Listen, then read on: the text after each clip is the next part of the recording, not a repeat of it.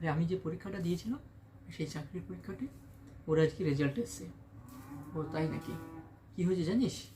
আমাকে অফিস থেকে ফোন করে ডেকেছে যে তুমি সিলেক্টেড হয়েছো, তোমাকে আজকে কাগজপত্র নিয়ে আমাদের অফিসে আসতে হবে। যদি কাগজপত্র ঠিক থাকে তাহলে চাকরিটা মনে হয়। अंधेरे को चीर कर मैं ये कहता हूँ, मेरे रहते हुए तुम किसी का कोई आयत नहीं कर पाओगे, क्योंकि मैं और मेरे दोस्त सदार को।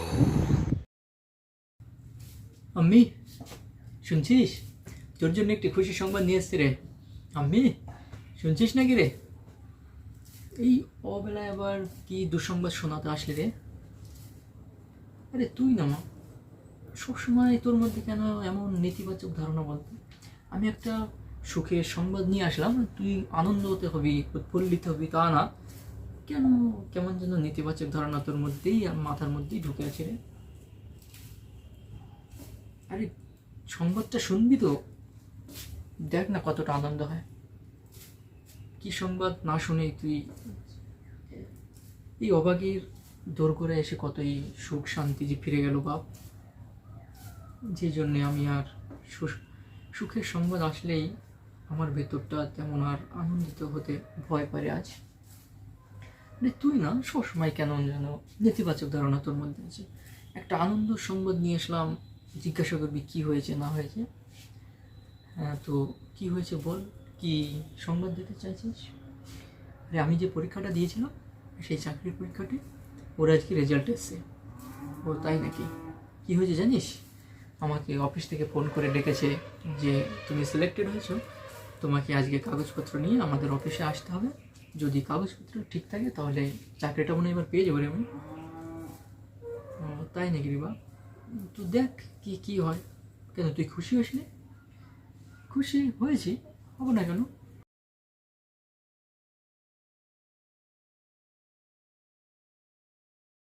আল্লাহর কাছে দোয়া করি তোর চাকরিটা যেন এবার হয়ে যায় রে বা। হ্যাঁ, সেটাই দোয়া কর, আল্লাহর কাছে দোয়া কর আমার চাকরিটার জন্য এবার হয়ে যায়। দেখবি মা, এবার আমাদের দুঃখটা ঘুচে যাবে, আমাকে কেউ আর আটকাতে পারবে না রে এবার।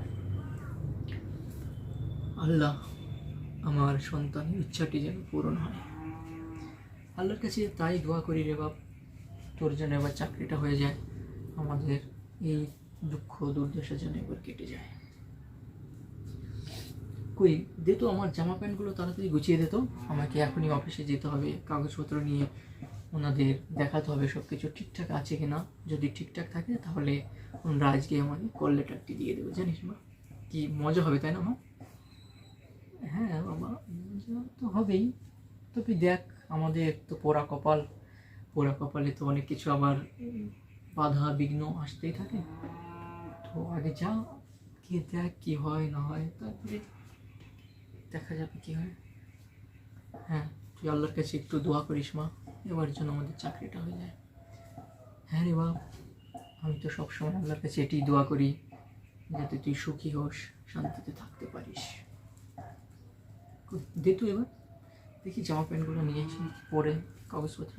হ্যাঁ যা দেখ, ওখানে আল্লাতে তোর জামা প্যান্টগুলো টাঙানো আছে, ওখান থেকে তুই নিয়ে নে।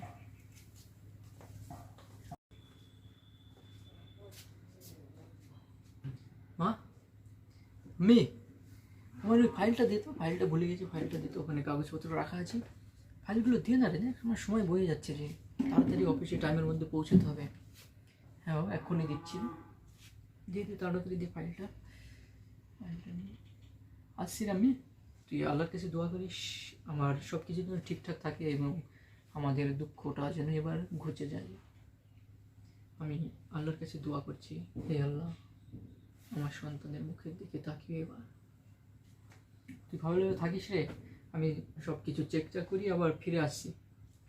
আমি সাবধানে থাকিস রে, আমি অফিস থেকে দেখা করে যত শীঘ্রই পারি বাড়িতে ফিরে আসবো। তাই করিস রে বাবা।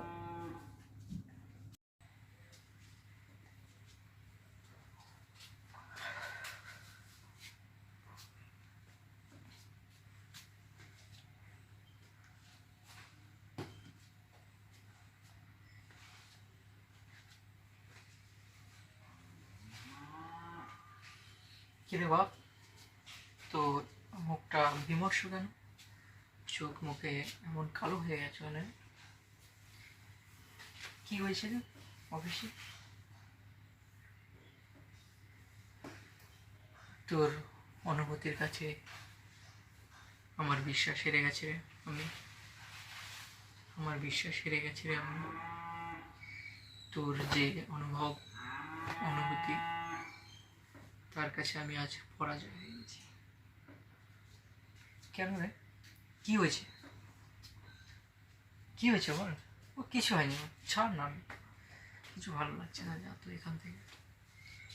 কি হয়েছে বল না? কিছু হয়নি, আমি ভালো লাগছে না। ওনারা কি বললো? কিছু বললো না, কাগজপত্র দেখলো, বললো ঠিক আছে আমরা পরে জানাবো। তুই আমার চোখকে ফাঁকি দিস না রে বাবা। আমি তোর আম্মি, আমি তোর চোখ মুখ দেখলে বুঝতে পারি। আরে তুই না, সত্যি বলছি কিছু হয়নি আমার। তুই আমাকে একটু একা থাকতে দে না, আমি প্লিজ আমাকে একটু একা থাকতে দে এবার।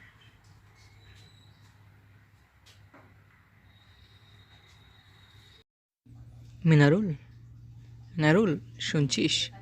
এই অবেলায় মুখ ডেকে শুয়ে আছিস কেন রে বা? এই শুনছিস নারুল, এই অবেলায় মুখ ডেকে শুয়ে আছিস কেন রে? ওঠ ওঠ, যা একটু বাইরে থেকে ঘুরে আয়, যা তো। আরে বিরক্ত করিস না তো, তুই যা তো এখান থেকে, আমাকে একটু একা দেখতে দে। আরে কেন রে, ওঠ না, অবেলায় কেউ শুয়ে থাকে নাকি? ওঠ। আরে তুই না, যা তো।